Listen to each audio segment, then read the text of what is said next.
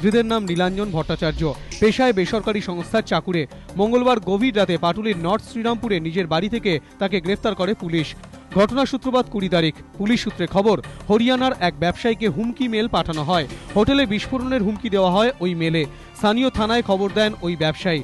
তদন্ত নামে national investigation agency ও Haryana police. তদন্ত করে দেখা যায় মেলটি এসেছে কলকাতার ডায়মন্ড হারবার রোডের একটি সাইবার ক্যাফে থেকে। হরিয়ানা পুলিশ এবং এনআইএ এর সঙ্গে তদন্তে নামে কলকাতা পুলিশ। ওই সাইবার ক্যাফে থেকেই খোঁজ মেলে নীলাঞ্জন ভট্টাচার্যের। মঙ্গলবার রাতে পাটুলিতে তার বাড়ি থেকে নীলাঞ্জনকে গ্রেফতার করে পুলিশ। সেখান থেকেই তাকে নিয়ে যাওয়া হয় ডায়মন্ড হারবার রোডের ওই সাইবার ক্যাফেতে। নীলাঞ্জনকে শনাক্ত করেন সাইবার ক্যাফের মালিক। এটা ইউজ করেছিলেন 20 তারিখের ডেটে, 12:15 থেকে 1:00 এরম টাইমের মধ্যে। তো এই টাইমের মধ্যে আমরা রেকর্ড দেখিয়ে দিলাম যে এইখানে নিয়ে বসেছিলেন। রীতি অনুযায়ী সচিত্র পরিচয়পত্র দেখিয়ে তবেই ঢোকা যায় সাইবার ক্যাফেতে। সেই অনুযায়ী নিজের প্যান কার্ড দেখিয়ে ওই সাইবার ক্যাফেতে ঢুকেছিলেন নীলাঞ্জন। প্যান কার্ডের সূত্র ধরেই তার খোঁজ পায় পুলিশ।